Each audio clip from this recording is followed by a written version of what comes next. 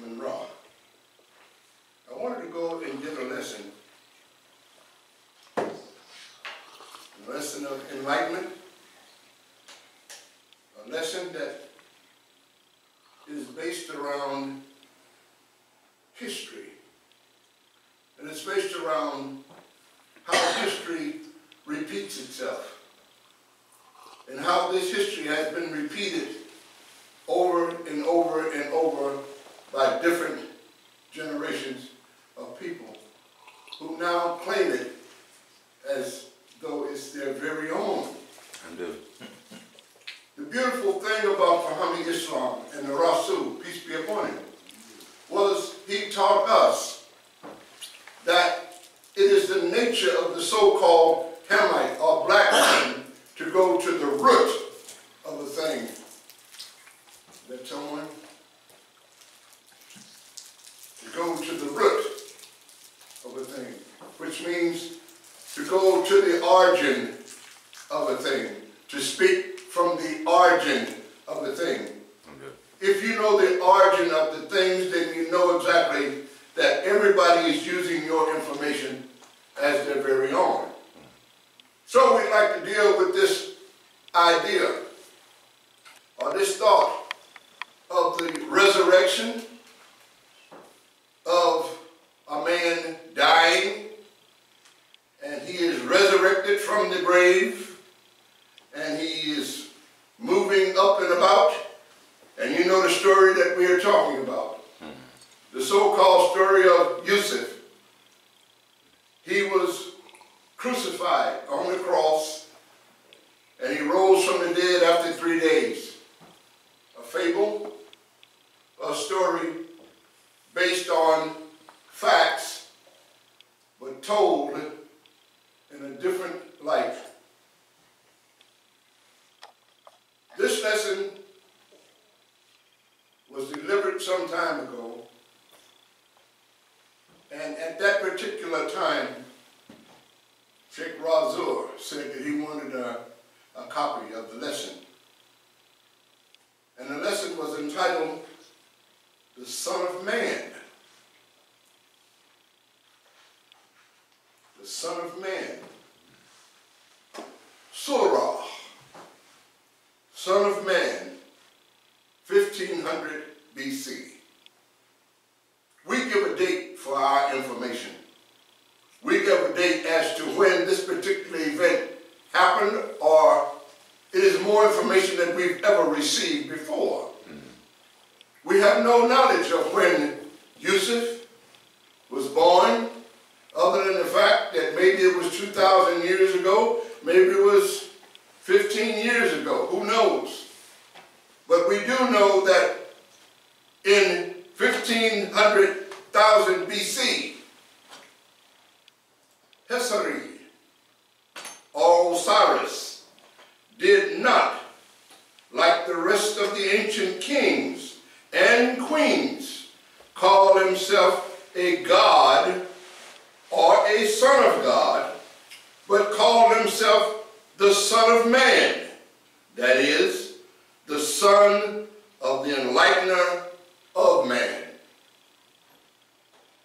After returning from his world adventure, Seth, a wicked king of Egypt, being fearful of his own throne and jealous of the popularity of Osiris, conspired to put him to death, for the people hailed him as king of the Ethiopians. But he called himself a prophet. Hesari was the father of many sons and daughters. Horus was his firstborn. And among his descendants were Ham, Hamuka, Cush, Futa, Mizram, Kahin, or Cain, Canaan, Canaan, or Canaan, Seba, Sheba, Ashur, Nimrod, or Nestor, is of Neith or Heath,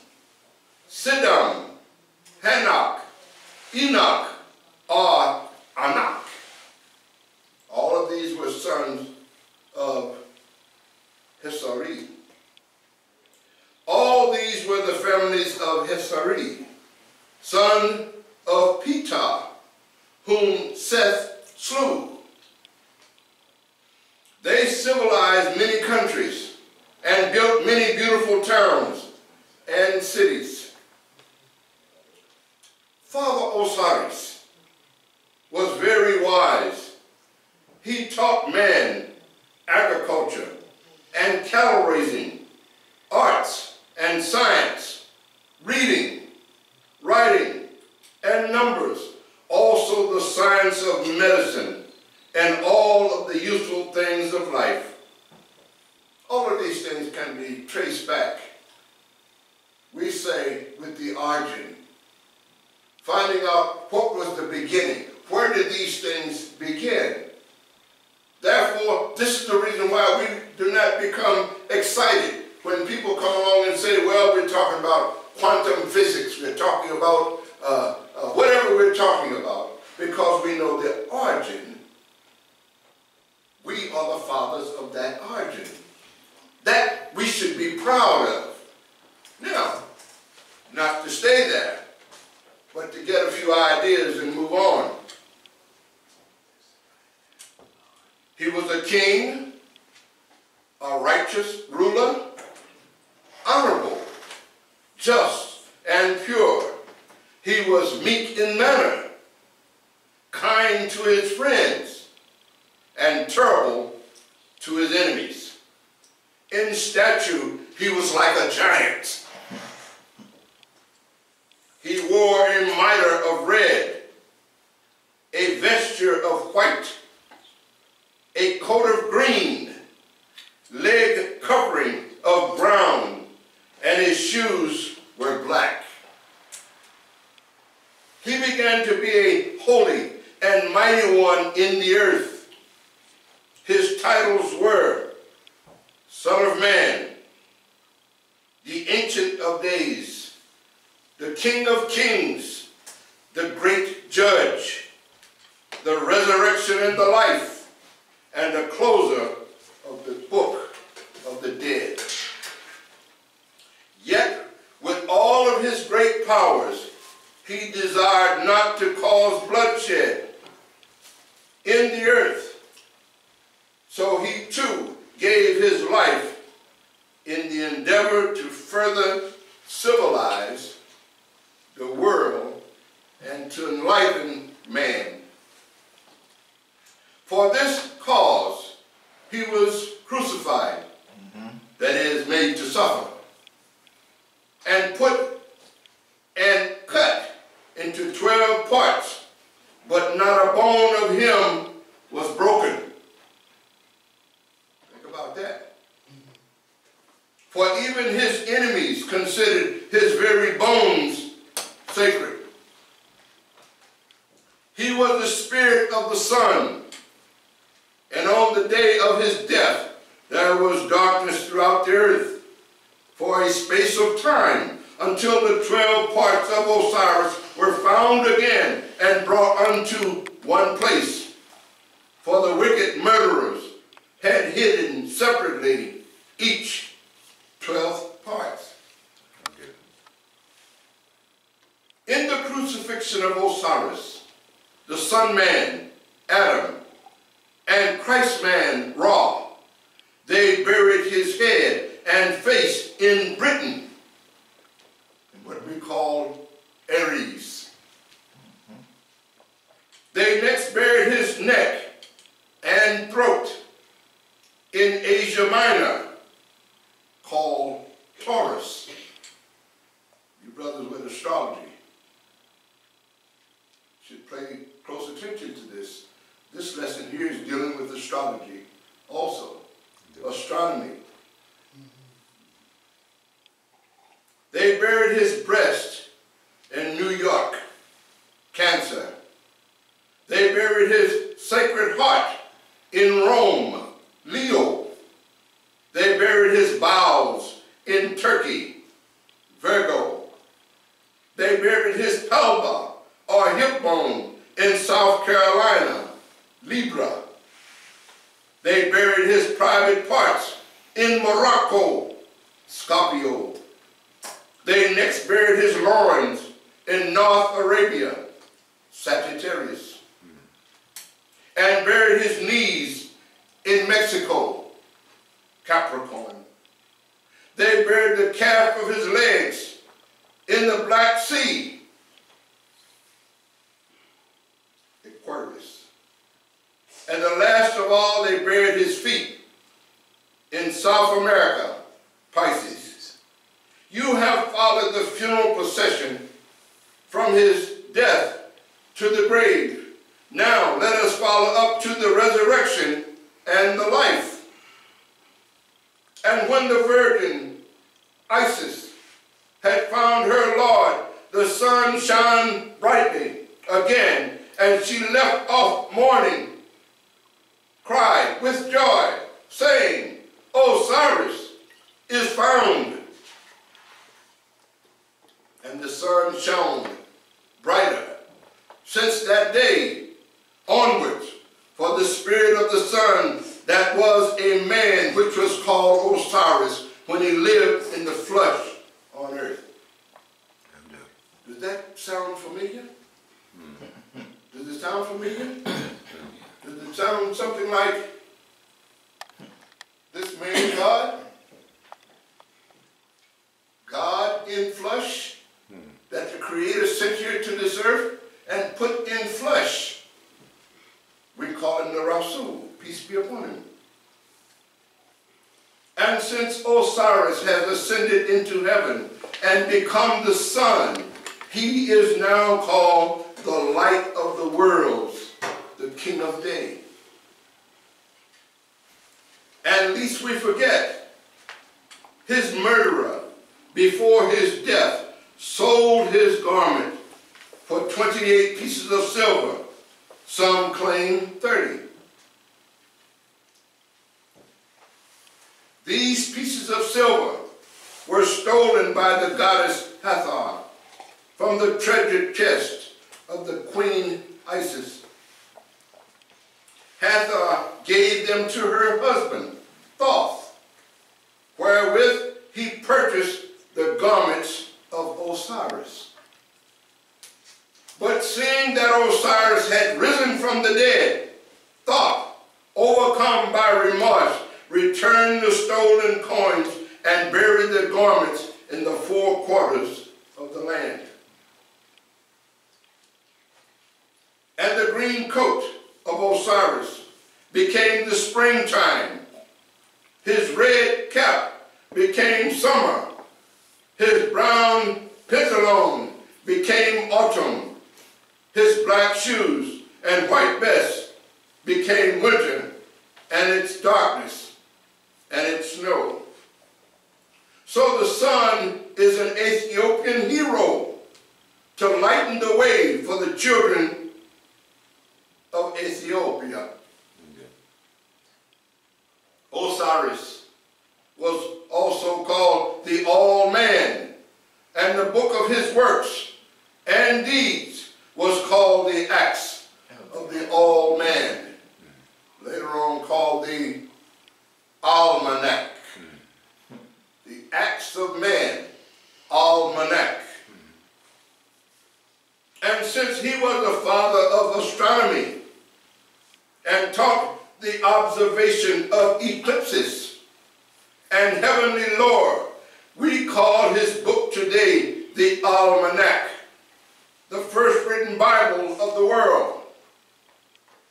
And none can add to the days of the year, and none can take away from the days of the year. For the sun makes its annual circuit to the minute. The Japanese shrine in the grove of Isis is but a reflection of these brilliant Ethiopians.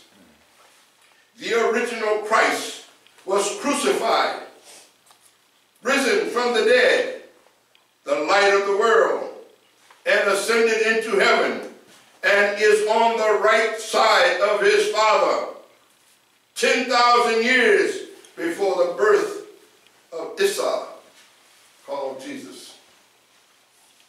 Y'all tired? No. No. Not close.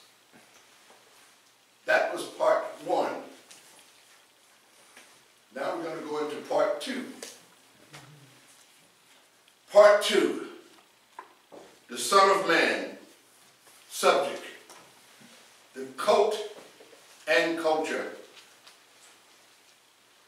Under the word cult, everyone is convinced of the reality of a better self and of the homage which is due to it. For homage is the foundation of culture and civilization, which is the homage due to it today as our foundation of culture and civilization brought up to date and improved upon. For homies must be kind and friends to Muslims, Jews, Christians, Hindus, and everybody who shows kindness to you. Why? Why? That seems like a misnomer. If someone is against me, if someone is showing me hostility, the normal response would be, show them the same thing. But that is not the way. That is not the way. It says we must be friends to all of those who show friendship to us. Why? Because you have more sense than they got. You are the fathers of all mankind. Whether they believe it or not, you are their mamas and their daddies. So you are supposed to demonstrate some understanding. You are supposed to show them something different. Goodbye. Which will be in accord with the reality of a better self. And that's what we're striving for. That's what Muhammad is striving for, to make us a better self. These names that we carry are synonymous with being a better self, which is the homage due to our gods and goddesses. Jaisis, sons and daughters of God, chapter 3. We are repeating the worship of a God according to its specific rites, which is definite, precise, and particular, as the cult of Horus, or the worship of a group of gods allied in nature or in relationship. Which means a god or a group of gods, condition of belonging to the same family. Or a god or a group of gods allied, that is, united by agreement or treaty or in nature, which is being allied or united in reality. Thus the god or a group of gods in nature has and acts by nature because of the essential character of, like, or constituting the essence of a substance of the highest sort in the highest sense. Some people say that sometimes the conversation it seems like it's highbrow. Seems like it's jaw-breaking words. But when you stop and think, everybody hides their knowledge in jaw-breaking words.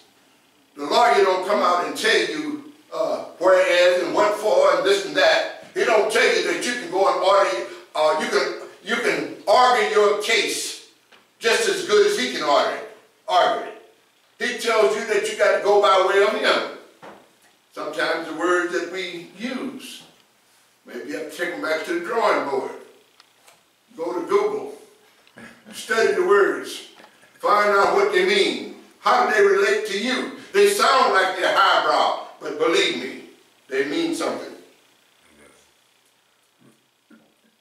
Which is power of the mind to know what happens outside of itself.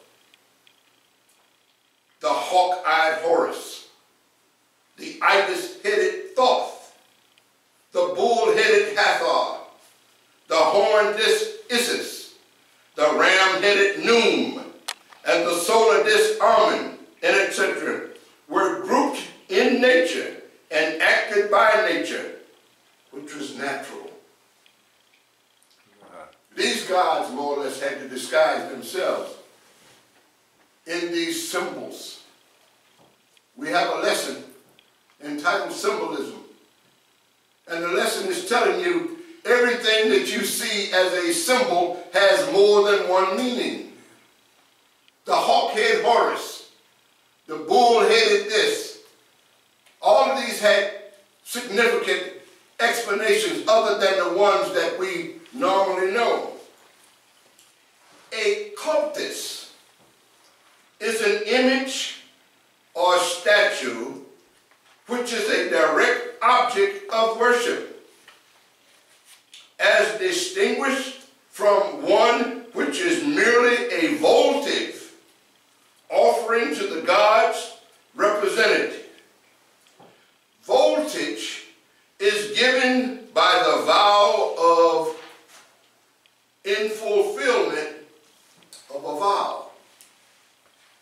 We have a cultus or image which is a direct object of worship, distinguished from a voltage offering to our God represented.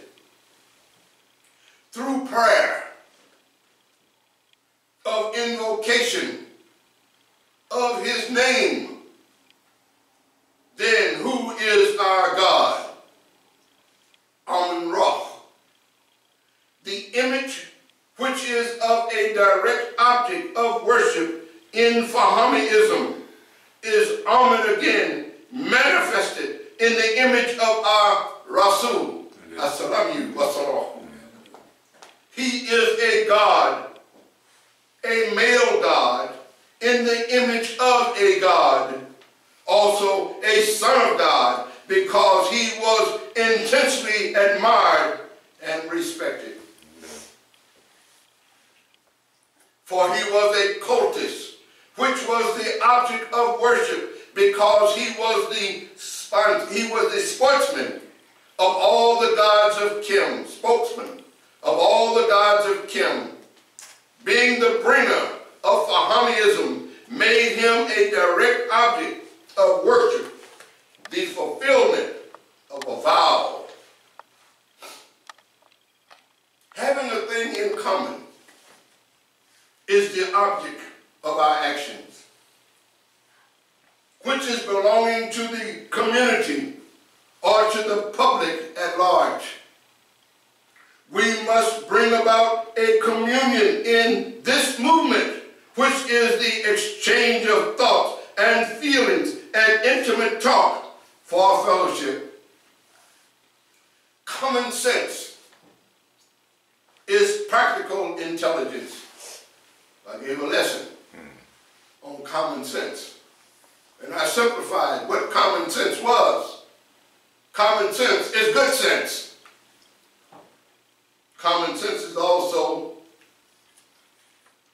practical intelligence, another definition, or an objective understanding, a word used to qualify or limit a noun or a pronoun, which is according to its position, is in a sentence to bring about an understanding.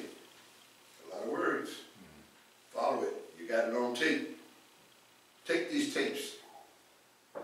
Listen to these tapes. Follow these tapes. Because a lot of the questions that you're asking yourself in your everyday life is being explained to you in these tapes, in these lessons. And Amun, the visible one, who is Amun, the veiled one. The Ancient of Days was there, BC, and is here now, AD, to guide those over whom he rules, AD, or regulate thoughts, or regulate through the mouth of the Fahami Rasul. Peace be with you. Ancestor worship, or the worship of ancestors, was a form of worship met with in almost every society as it emerges from sun worshiping, praying to the sun, and frequently preceded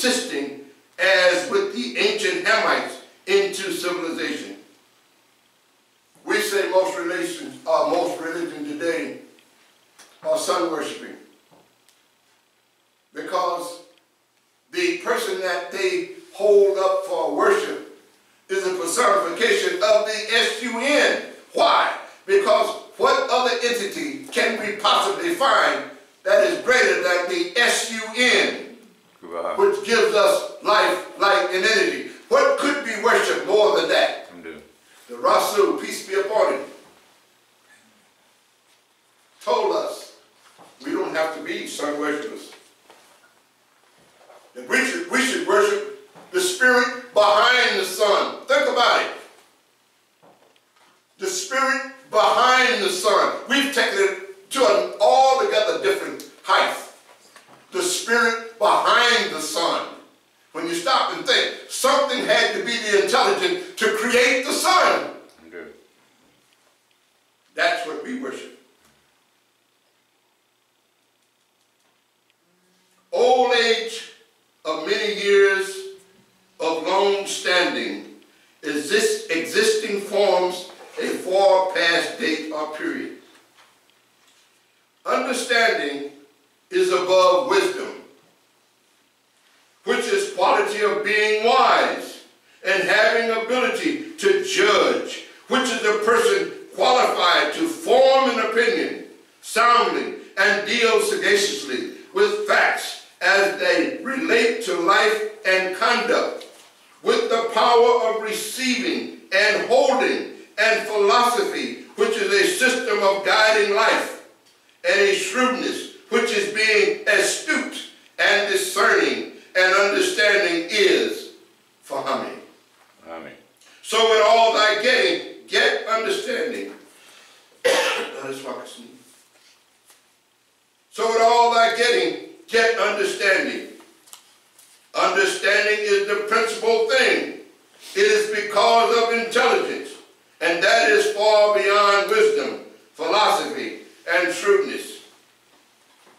It being the outpouring of the great solar intelligence, behind which is the Spirit of God, puts it above all that is known. Selam. Selam. Selam.